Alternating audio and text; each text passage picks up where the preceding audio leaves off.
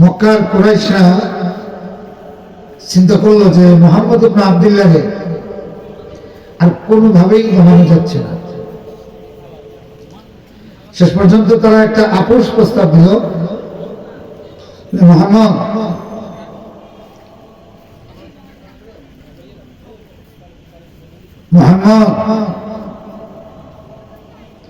তুমি এক কাজ করো, তুমি যে নবী এটা আমরা মানব, তবে তুমি যেটা তিলাওয়াত করো কোরআন এটা বলতে পারবা না, এটা বলতে পারবা না। নাউজুবিল্লাহ বলবেন না? এখন চিন্তা করতেছেন যে এরা আসলেই কোরআনের কত গভীরভাবে চিন্তা করেছে।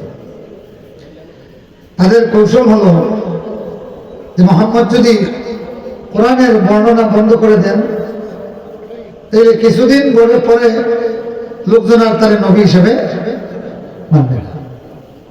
তো তারা আপোষ প্রস্তাব দিল, তোমার নবী মানবো, তবে তুমি কোরআন পড়া বন্ধ করে দিতে হবে। তো আমাদের সমাজেও এইরকম কিছু লোক আছে যে তোমার আল্লাহর ওলি মানবো, কোরআন আর হাদিসের সহি বর্ণনা করা বন্ধ করে দাও। কথা কোন ঠিক না?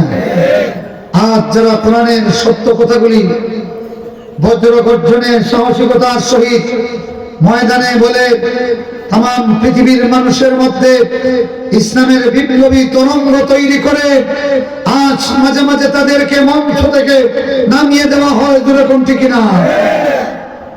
এদের কথা হলো তোমারে পীর মানবো, তোমারে মুফাসসির মানবো, তোমারে বুজুর্গ মানবো, তবে কোরআনের সত্য কথাগুলি বলা যাবে। এদের সঙ্গে সেই কুরাইশ নেতাদের অনেকটা মিল আছে কি নাই? জোরে কোন আছে কি নাই? তো তারা সবকিছু মোকাবেলা করতে পারছে, কিন্তু কোরআনের বক্তব্যের কোন মোকাবেলা তাদের হাতে। তখন তারা বৈঠক করে সিদ্ধান্ত নিছে যে এই মুহাম্মদরে যদি তোমরা সমূলে উৎপাদন করতে চাও তাহলে কোরআন পড়া বন্ধ করতে হবে। নাউজুবিল্লাহ পড়েন।